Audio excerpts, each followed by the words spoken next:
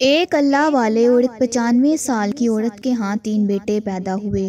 اس 95 سال کی بوڑھی عورت نے 3 بیٹے کیسے پیدا کیے اور بیٹے پیدا کرنے کے بعد وہ جوان ہو گئی۔ اس خوبصورت اور سبق آموز واقعے کو جاننے کے لیے ویڈیو کو لاسٹ تک ضرور دیکھیے گا اور ہمارے ساتھ جڑیے رہیے۔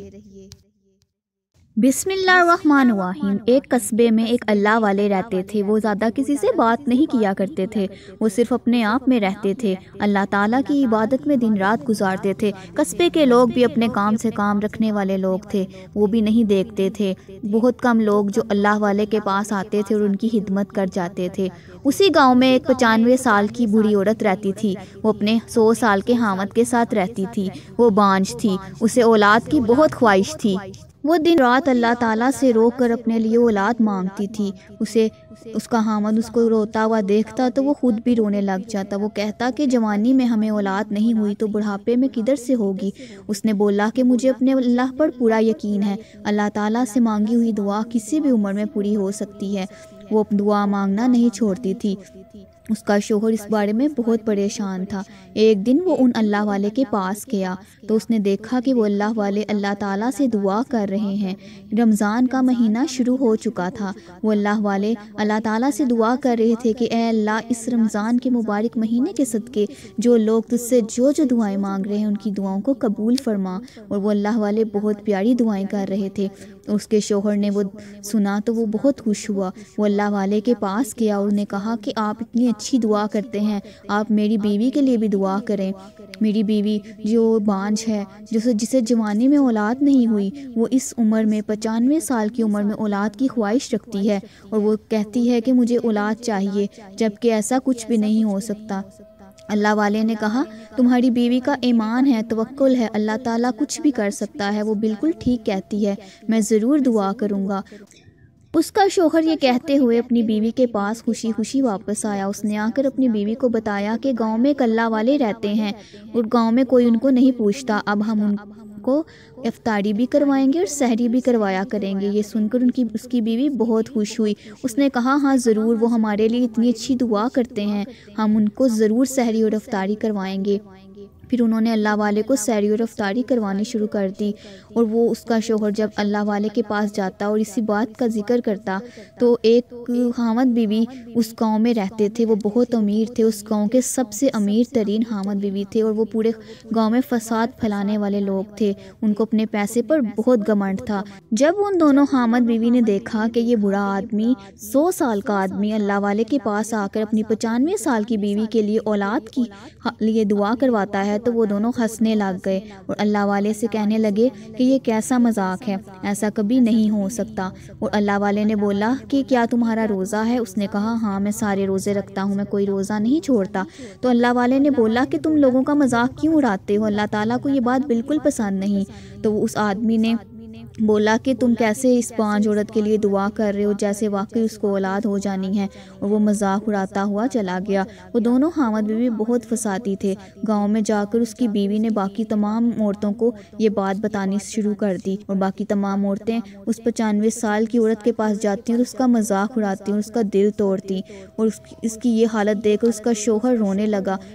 وہ روتے ہوئے اللہ والے کے پاس آیا اور کہنے لگا کہ میری بیوی کو وہ سارے گاؤں کی عورتیں اس طرح بہت پریشان کرنے لگ گئی ہیں، وہ اس کو تانے دیتی ہیں اور وہ پھر روتی ہے بیٹھ کے۔ تو اللہ والے نے گاؤں کی تمام عورتوں کو بلوایا اور کہا کہ تم ایسا کیوں کرتی ہو؟ تمہیں نہیں پتہ یہ رمضان کا مبارک مہینہ ہے، اس مہینے میں تو کسی کا دل بھی نہیں دکھانا چاہیے، بلکہ مسلمان ہونے کے ناطے ہمیں کبھی کسی کا کسی بھی مہینے میں دل نہیں دکھانا چاہیے، ہمیں سب کا خیال رکھنا چاہیے، سب کے احساسات کا خیال رکھنا چاہیے۔ تم عورتیں اس کا کیوں دل دکھاتی ہو؟ وہ روتی ہے۔ تو وہ عورتیں یہ سن کر بولی کہ ہمیں تو لگتا ہے کہ تم اس کے ساتھ ملے ہوئے ہو، اس کا خاوند 100 سال کا ہے، وہ اولاد پیدا نہیں کر سکتی، لگتا ہے تم دونوں مل کر بدکاری کرتے ہو اور اس لیے تم اس کی سائیڈ لے رہے ہو۔ یہ کہتے ہوئے وہ عورتیں اس گاؤں کی سب سے بڑی عورت کو بلا کر لائے جس نے یہ فساد مچایا تھا۔ وہ بہت امیر تھی، اسے اپنے امیر ہونے پر بہت گھمنڈ تھا۔ اس نے بولا کہ میں اس گاؤں کی سب سے امیر خاتون ہوں، تم لوگ ایسا کرو، اس اللہ والے کو یہ جو نام کا بنا ہوا ہے اس کو درخت کے ساتھ باندھ کر کوڑے لگاؤ اور اس بوڑھی عورت کو بھی لے کر آؤ، یہ دونوں بدکار ہیں اور ان دونوں کو کوڑے لگاؤ، کیونکہ وہ عورت امیر ترین عورت تھی، پورا گاؤں اس کی وجہ سے چل رہا تھا اور امیر لوگوں کے آگے لوگوں کی زبان نہیں کھلتی، جو وہ کہتے ہیں وہی کیا جاتا ہے۔ گاؤں کے تمام لوگوں نے ان دونوں کو درخت کے ساتھ باندھ دیا۔ وہ لوگ کہتے رہے کہ اللہ تعالیٰ کا خوف کرو، تم لوگوں کو کیا ہو گیا ہے، تم کیسی باتیں کر رہے ہو۔ یہ کہتے ہوئے وہ بوڑھی عورت خوب روئی، چیخی چلائی، اس نے اللہ تعالیٰ کے آگے ہاتھ اٹھا کر آسمان کی طرف دیکھ کر رونا شروع کیا اور بولی کہ اے اللہ، دیکھ تیری یہ مخلوق میرے ساتھ کیا سلوک کر رہی ہے، میں تو تجھ سے اولاد مانگتی تھی، یہ لوگ مجھے بدکار کہہ رہے ہیں، تو ان کو اپنا کرشمہ دکھا دے، اے میرے مالک، کن فیکن کا نظارہ دکھا دے، تو میری گود کو ہرا کر دے میرے مالک، تو بنجر زمینوں کو ہرا کر دیتا ہے، اے میرے مالک، تو سب کچھ کرنے پر قادر ہے، تو میری گود کو ہرا کر دے۔ یہ کہتے ہوئے ہی ایک دم گاؤں میں اچانک سے آندھی اور طوفان آیا اور وہ عورت اچانک سے جوان ہو گئی، اور جوان ہوتے ہی وہاں پر سب لوگوں کے ہوش اڑ گئے اور اس عورت کے ہاں وہاں 3 بیٹے پیدا ہو گئے، ماشاءاللہ، سبحان اللہ۔ اور وہ عورت جو بہت امیر تھی، جسے خود پر بہت گھمنڈ تھا، اس کے بھی 3 نوجوان بیٹے تھے اور اسے اپنی دولت اور اپنی اولاد پر بہت غرور تھا۔ اس کا غرور تکبر اللہ تعالیٰ نے خاک میں ملا دیا۔ اس عورت کو اللہ تعالیٰ نے بوڑھا کر دیا اور اس کے 3 بچوں کو حادثے میں اللہ تعالیٰ نے جاں بحق کر دیا، اور یہ تمام نظارہ گاؤں کے لوگ دیکھتے ہوئے حیران اور پریشان رہ گئے۔ وہ جو دونوں میاں بیوی 95 اور 100 سال کے تھے وہ جوان ہو گئے اور ان کے ہاں خوبصورت 3 بیٹے پیدا ہوئے، اور وہ جن کے پاس دنیا جہان کی دولت تھی، مال تھا، اللہ تعالیٰ نے اس عورت کو بوڑھا کر دیا اور اس کے بیٹوں کو اس سے چھین لیا، اور اس کا خامد اپنی بیوی کی حالت دیکھ کر اس دنیا سے چلا گیا۔ اصل میں وہ جو 95 سال کی عورت اور 100 سال کا آدمی تھا، ان کی تمام جائیداد پر ان امیر میاں بیوی نے قبضہ کیا ہوا تھا، اور وہ عورت اسی لیے اللہ تعالیٰ سے رو رو کر دعا کرتی تھی کہ مجھے میں بیٹا عطا کر، تاکہ وہ بڑا ہو کر ہمارے لیے آواز اٹھا سکے اور اپنا حق ہمیں حاصل کر کر واپس لوٹا سکے۔ تو اللہ تعالیٰ نے کس طریقے سے معجزہ دکھا کر یہ سب کچھ ان کو واپس لوٹا دیا، اور وہ بہت خوش ہوئے، بہت خوش اپنے بچوں کو لے کر اس اللہ والے کے پاس گئے اور اس کا شکریہ ادا کیا کہ آپ نے اللہ تعالیٰ سے دعا کی تھی، اللہ تعالیٰ نے آپ کی دعا قبول کی۔